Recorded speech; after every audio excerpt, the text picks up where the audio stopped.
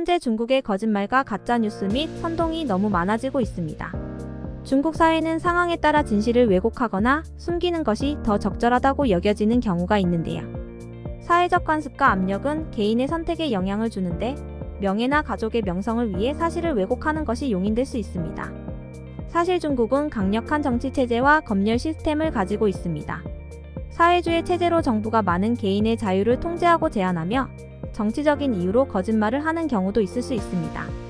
그래서 종종 불공정한 시스템, 부패 현상, 혹은 인권 침해가 상습적으로 일어나며 중국 고위 간부들이 위험을 피하거나 자신의 이익을 보호하기 위해 사실을 왜곡하곤 합니다. 이런 중국은 자국민들에게도 거짓말과 논란을 일으키고 있는데요. 특히 요즘에는 음식에 대한 여러 논란들이 많이 나오고 있습니다. 그럼 어떤 논란이 있는지 같이 알아볼까요? 먼저 중국 장시 성에 위치한 한 전문대의 구내식당 음식에서 이물질이 발견되어 큰 논란이 일어났습니다. 학교 구내식당에서 쥐의 머리로 보이는 이물질을 발견한 학생이 동영상을 찍어 인터넷에 올리면서 큰 화제가 되었는데요. 이 영상이 중국 내 각종 포털 사이트 검색어 상위에 오르며 큰 이슈가 되었고, 이에 대해 학교 측은 이물질이 오리의 목으로 만든 음식물이라고 해명했습니다. 또한 현지 시장감독관리국의 관계자들도 이 영상을 분석하고 조사한 결과 확실히 오리목이었다고 밝혔습니다. 그러나 영상을 본 누리꾼들은 이런 해명에 의심을 표하고 있는 상황인데요. 누가 봐도 오리의 목이 아닌데? 라거나 이빨이 있는데 오리라니 황당하다는 반응이 나왔습니다. 이 사건에 대해 중국의 해명과 누리꾼들의 반응이 엇갈리고 있는데요. 이뿐만이 아닙니다. 설치류 연구 전문가들도 해당 영상을 분석한 결과 이물질이 쥐의 머리와 설치류의 머리 구조와 일치한다고 밝혔습니다. 중국 당국을 대변해온 언론인도 영상을 보고 쥐라고 생각했다고 말하며 당국의 설명이 부족하다고 지적했습니다. 그는 당국이 설득력을 얻기 위해서는 원본 영상을 근거로 오리목이 맞다는 증거를 제시해야 한다고 강조했습니다. 학교와 당국의 해명이 논란을 잠재우기보다는 사안을 덮기 위한 거짓말이라는 의혹이 제기되면서 현지 당국은 정밀 검증 중이라고 밝혔습니다. 검증 후의 결과를 공개할 예정이라고 하였습니다. 하지만 검증 후 결과가 공개되었는데요. 오리의 목이라고 거짓말했던 것과는 달리 쥐머리가 맞았습니다. 결국 문제의 구내식당은 영업허가를 철회했고 기업과 법인 대표를 처벌하기로 결정되었다고 합니다. 또한 해당 대학과 기관의 책임자도 엄벌할 것이라고 하네요. 충격적인 사건은 연달아 일어나는 걸까요? 이와 비슷한 사건으로 또 다른 대학교 구내식당에서도 마찬가지로 이물질 사건이 발생했습니다. 이번에는 광저우의 한 대학 학생식당에서 음식 안에 성인용품으로 추정되는 물질이 발견되었는데요. 음식 중에 곰으로 추정되는 물질이 발견되었습니다. 이 물질은 바로 콘돔으로 추정되어 의혹이 제기되었는데요. 이 사건은 한 학생이 자신의 식판에서 이 물질을 발견하고 학교 측에 즉시 항의한 것으로 알려졌습니다. 그리고 이 사건은 한 네티즌이 인터넷에 사진을 공유하여 외부에 알려지게 되었습니다. 하지만 대학 측은 학생들의 항의에도 불구하고 이 물질이 오리 앙구막이라는 결론을 내렸습니다. 그 결과에 대해 학생들과 목격자들은 수긍할 수 없다는 입장을 밝혔습니다.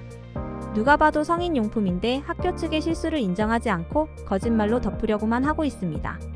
학생들은 학교가 사건을 무마하기 위해 거짓말을 하고 있다고 비난하며 학교의 조사 결과를 인정할 수 없다고 주장했는데요. 이 대학의 소유 업체는 사건 당시 근무 중이었던 식당 직원을 문책하고 주방 총책임자를 해고했습니다. 또한 추가적인 문제 발생을 막기 위해 조사팀을 꾸려 식재료를 공급한 업체와 공급 과정을 조사할 예정이라고 하네요. 그러나 이 업체는 오리 앙구막이라는 입장을 굽히지 않고 있습니다. 아마 실수를 인정한다면 큰 불이익이 있기 때문에 쉽게 인정하지 않고 있는 것으로 보이는데요. 이 밖에도 중국 구내식당의 위생 문제에 대한 논란은 계속되고 있습니다. 중국과 학교는 학생들의 우려를 심각히 받아들여 식당의 운영과 식재료 검수에 대해 더 엄격한 대책을 마련해야 할 것입니다. 우리나라에서는 먹는 거 가지고는 장난치지 말자라는 말이 은연중에 퍼져 있는데요. 우리나라 사람들은 먹는 거에 진심이며 음식 위생, 기만하는 행위를 절대 용납하지 않습니다. 하지만 부끄럽게도 우리나라에서 비슷한 일이 발생했습니다. 대한민국 김치명인 1호로 알려진 김순자는 2007년에 김치 분야에서 처음으로 배추김치 명인에 지정됐는데요. 30대 초반부터 사업을 시작한 그녀는 무려 28개의 특허를 내기도 했습니다. 또한 2012년에는 대한민국 김치협회의 초대 회장을 맡기도 했는데요. 세계의 우리나라 대표 음식인 김치를 소개하고 수출하는 데 큰 역할을 한 인물로 알려져 있습니다. 이런 활약은 그녀가 대표로 재직 중인 김치 회사의 성공으로도 이어졌습니다.